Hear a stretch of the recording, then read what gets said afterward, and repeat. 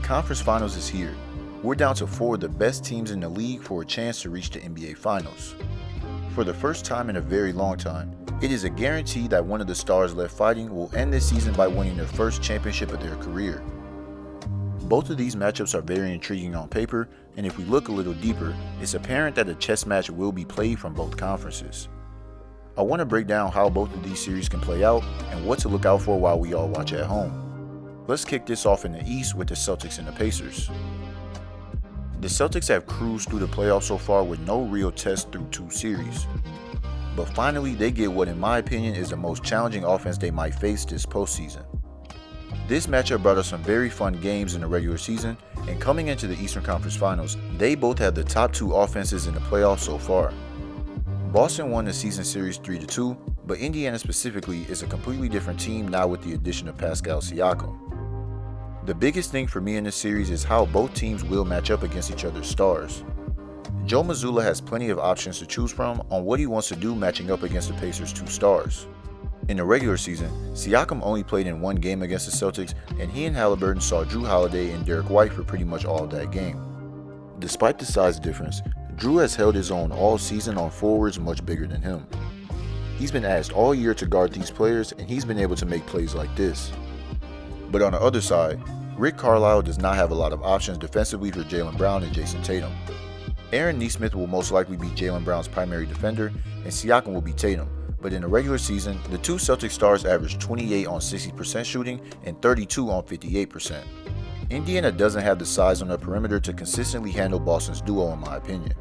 But they did have a pretty good series defensively against New York. What stood out to me was how active they were despite their size disadvantage. But another sneaky aspect of this series that I find to be notable is the play of Miles Turner against the defensive coverages from the Celtics.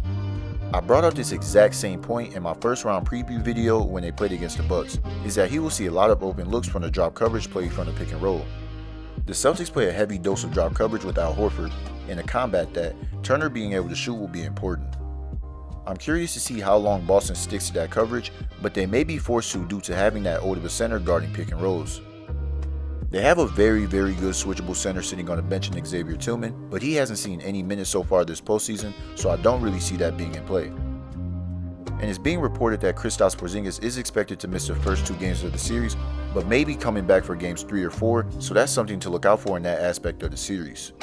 And the final matchup we should all be paying close attention to that could have some effects on how these games finish is a play from both benches. Indiana might have the best bench production in the entire league with TJ McConnell, Obi Toppin, Isaiah Jackson, and Ben Shepherd playing some really good ball right now. The energy they bring every single night pushes this team over the hump when their starters might not have it during some points of a game. And when the Celtics are fully healthy, Horford, Pritchard, and Sam Hauser are 3 productive role players that you can plug around every guy in the starting 5 to complement them. There's been a lot of talk in the media on how the Pacers have a really good chance to win this series, and even some choosing them to advance, but I just don't see any outcome where Indiana wins 4 games before the Celtics do. This has been the most dominant team in the league all season, and I don't see that stopping until at least the finals. So I'm going to take the Celtics in 5 very competitive games, although Indiana could easily push this to 6. But out west, I expect a much more competitive and tightly played series. The Mavs and Timberwolves are set up for another electric series out of the West. This is going to be a half-court dogfight of a matchup where both teams have been elite on the defensive end of the floor. Everyone knows how dominant the Wolves have been defensively through 2 series so far, but the Mavs have been sneakily good on that end too. This is going to be a best of 7 where the front courts of both teams will control each game. Whoever wins the battles of Rudy Gobert, Karl Towns, and Naz Reid against Daniel Gafford, Derek Lively, and PJ Washington will have the edge in this series. The Wolves also have matchups for every guy on the Mavs roster. Jaden McDaniels will have the Luka assignment, and multiple bodies will take turns on Kyrie. In the regular season, through 2 games, McDaniels guarded Doncic for 64.8 possessions and held him to 12 for 23 from the field, 3 for 10 from 3, with 6 assists and 4 turnovers. And for Kyrie, he saw multiple different defenders for extended periods in the one and only game he played against the Wolves. But on the other side of the floor, the Wolves have some big things to get over offensively. We saw how much they struggled when Denver blitzed Anthony Edwards and how flawed his playmaking is this early in his career.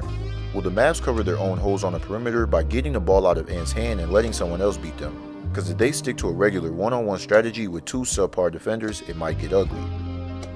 But Minnesota doesn't have a multitude of self-creators on offense to where that might cause Dallas problems. It's an intriguing thing for me to see how each team approaches that element of the series, and something I think will continuously change as the series goes on. But with all this being said, I think I have to stick to the side I've been on all year, with the Wolves winning the West and beating the Mavs in 7 super tight games. We're almost at the finish line, but these 4 teams have one last mountain to climb that we get to sit back and enjoy. Let me know in the comments who you guys got to advance to the finals. Appreciate you guys for tuning in, and I'll see y'all soon. Peace.